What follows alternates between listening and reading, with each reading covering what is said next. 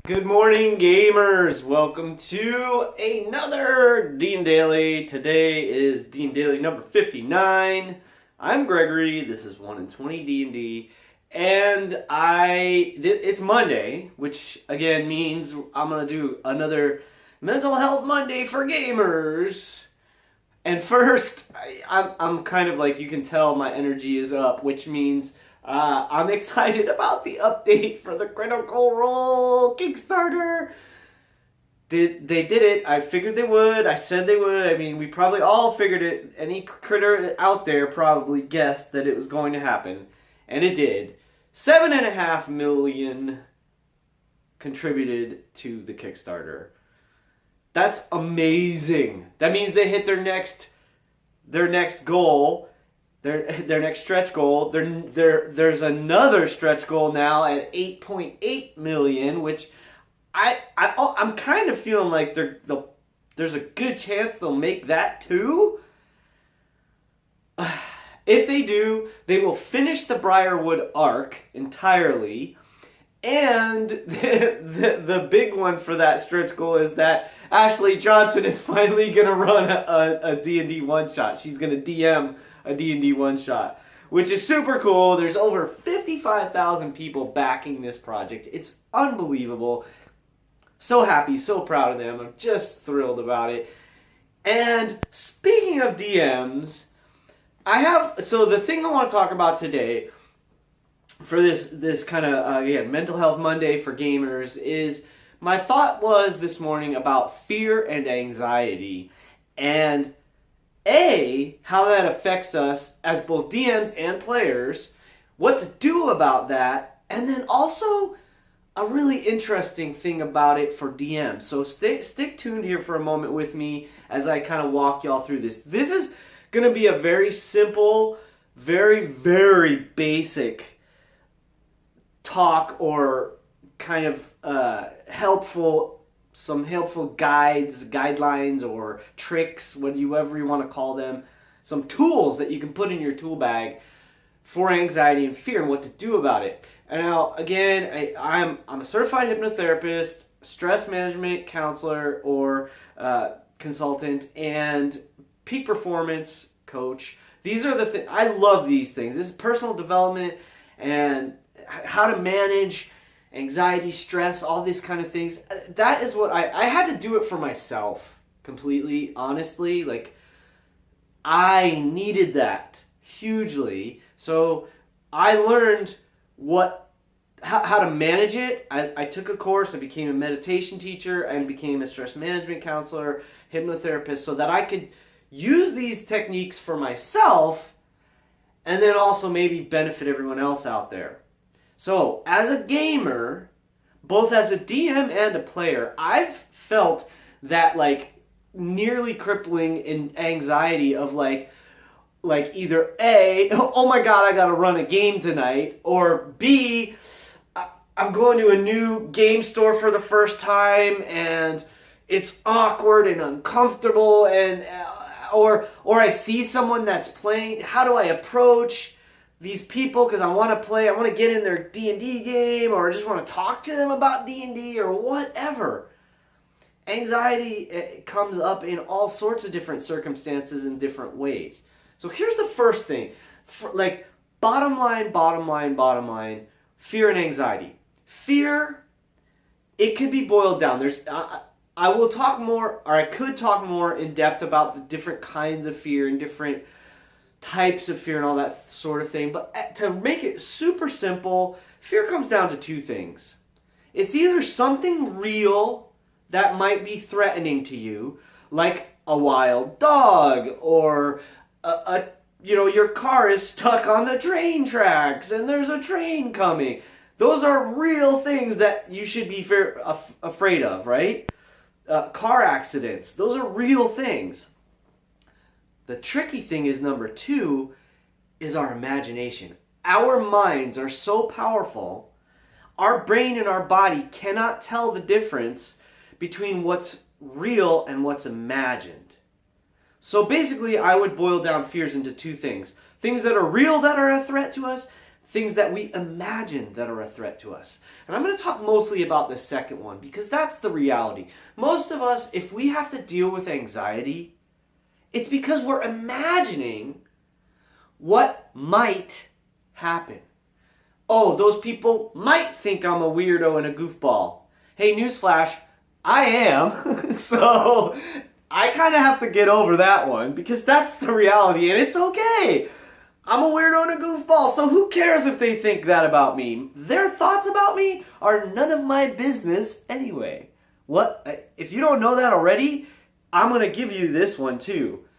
Other people's thoughts are none of your damn business, number one. And number two, it doesn't matter. Not at all, not even a little bit. You, we, I, every one of us, you are amazing beings. If you're in a human body, you are a miracle. You are an incredible, incredible thing that exists. You're wonderful just the way you are. Flaws, insecurities, strengths, weirdness, all of it together. Every little bit of that is the rainbow of beauty that makes you who you are. It makes you unique and wonderful because that's what gives us our individuality. So when these things come up, so here's my first tip again. I gave you some real good little bits of advice there, or little new maybe ways to think about things, but here's the first real tip. Take this and use this. I use it almost every day. The moment fear, anxiety, any of those little claws of discomfort start to creep into your experience, into your thoughts, stop. If you can, go outside. Literally, I'm not talking figuratively, go outside. Fresh air is a good, even if you have to, like, in the middle of a conversation, say to someone like, stop, please, excuse me, I need to go outside. You literally, I give you permission, like in that instant, to do that. It may seem rude, it's not. If you're actively engaging in self-care, nothing about that is rude ever, okay? So, take that moment. If you need to, go outside. The only reason to go outside is fresh air. It will energize you. Sunlight will energize you. That is the way of existence on planet Earth. This is a fact. It has been proven. It will raise your energy. The second thing you could do, let's say maybe you're afraid of going outside. That is real. People feel that. I get it. If that's the case, fine. Or if you're in a situation where you can't go outside right away, the other part of this tip is you can do it right where you're standing right here. And it's this simple. The moment you feel those kind of icy claws of fear or anxiety or whatever, stop yourself and take a deep breath, or 2, or 5, or 10, or however many it takes. Literally, slow, deep breaths. Please don't hyperventilate. I can speak. Please don't hyperventilate, because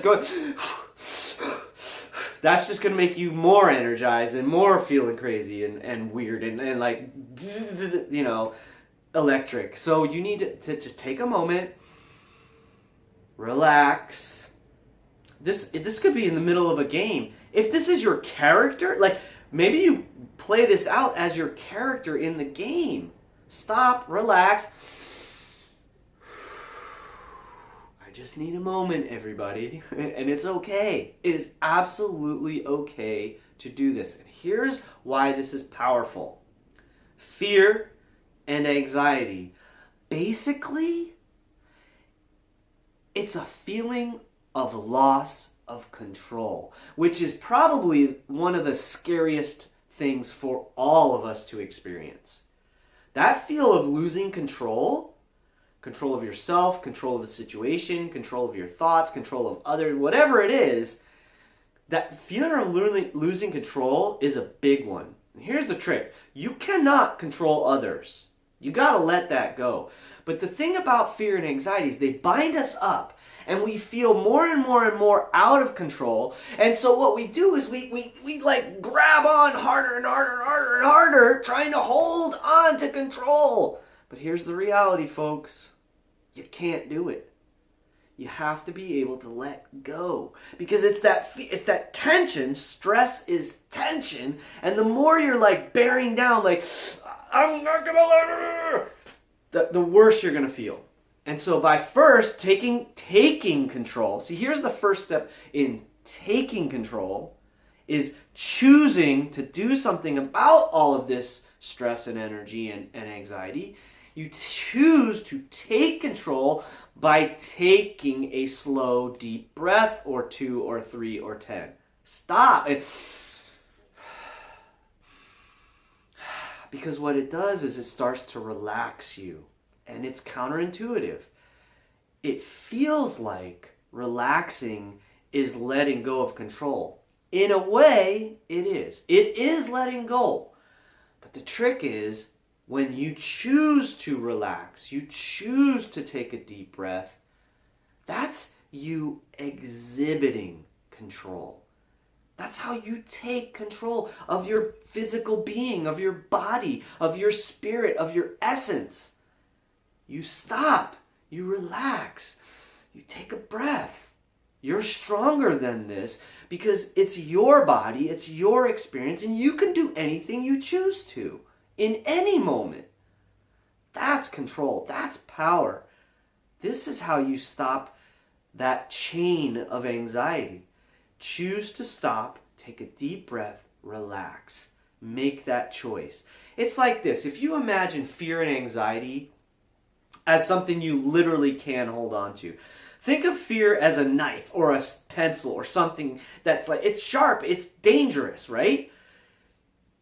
And anxiety, when we feel it, it's like I was just saying, it's like you want to hold on to it so it can't hurt you, right? Imagine that. Like you're actually grabbing onto something so it can't hurt you. The problem is that stress is actually hurting you. The tension of trying to hold on to it is what's actually hurting you. And it's just like holding something in your hand. The moment you choose to let go, it falls away. It completely falls away. That's control. That's taking control. By choosing to relax, by choosing to let go, you're taking control of what's bothering you, what's causing you pain and suffering. It's counterintuitive. It seems like letting go is losing control, but it's not. It's absolutely not. Letting go, most times, is the absolute solution. It's the absolute most powerful thing you can do to take control. So stop, relax, take a deep breath, and let go. Okay, that's it. That's the trick, is taking a deep breath and choosing to relax. That's tip number 1. It is the most powerful. It's like the most fundamental, foundational thing that I teach people. Relaxation, responsibility, making better choices, and it all starts with being willing to take a slow, deep breath. Now, I said I was going to give a tip to DMs. So, that all is true. That all will benefit you. That all has been proven. I use it every day. Oh, I pretty much every day. At least once a day I use that, like, okay, I need to slow down and just take a breath. Everything will be okay. For DMs, I think the fears that your players might write into their backstory are golden nuggets for role-playing and for creating really memorable, really powerful, really meaningful, moving adventures and games. Game sessions can just like elevate hugely if you take a character who has given you a flaw or a background that has something specific in it, of like, they are afraid of X. They're afraid of, it could be something like spiders or snakes or things like that, right? Or it could be something like they lost someone and they're afraid of losing people. So now what you can do in your games, DMs, is introduce gently those elements to your characters, and then make sure if a character writes it on their character sheet, like, I'm afraid of spiders, and then you present to them a spider, like a giant spider, and the player doesn't like have the character react, sometimes you got to remind them, and it's okay to do that. So just do that. Like, you might want to say, like, here's a simple way to do it. If you don't want to just come out and say, like, oh, by the way, remember your character's afraid of spiders, something simple you can do is just have them roll a wisdom saving throw. And if they fail, you just say, well, your fear of spiders has come to haunt you in this moment, and you are stunned for a round. Or something like that. Be creative, be simple. But so fears are something that we can all manage if we choose to, if we take the time to learn how to. I encourage you to do that. If you have questions about this, please send me a DM, send me a text message, put a comment below. You can find me easily. I'm here to answer any questions, to help you guys with anything you're experiencing, whether it's game-related stuff, fun stuff like that, or personal stuff that you're going through, anxiety, fears you need some help with. Please reach out to me. I am happy to help you in any way that I can. I also want to, on a happier, sillier note, I'm going to end with a lighthearted thing. So I began this session, this DnDaily today, 59, number 59, with my cheer for Vox Machina and Critical Role and all them. And I also want to say thank you to Taliesin Jaffe. You might have noticed yesterday, I shaved the sides of my head. I gave myself... I'm going to do this. I gave myself a mohawk. I did it a few months ago for fun, and it's one of the things that I've wanted to do my whole life. And I decided finally, I saw Taliesin Jaffe every week wearing his mohawk, and I'm like, you know what? It's kind of hip right now. I'm not old. I'm not an old man. I'm still young enough of a guy. I'm still hip enough of a guy. And you know what? You only live once. I'm going to do this just for fun. Eventually I'm going to shave it all again because I love having a shaved head. I love my long hair too. But for now, I'm going to enjoy my mohawk. So one of these days, I'm going to put it like way up in the air and do like one of those sick, crazy, real, like sincere mohawks. Right now I just wear it kind of comfortably.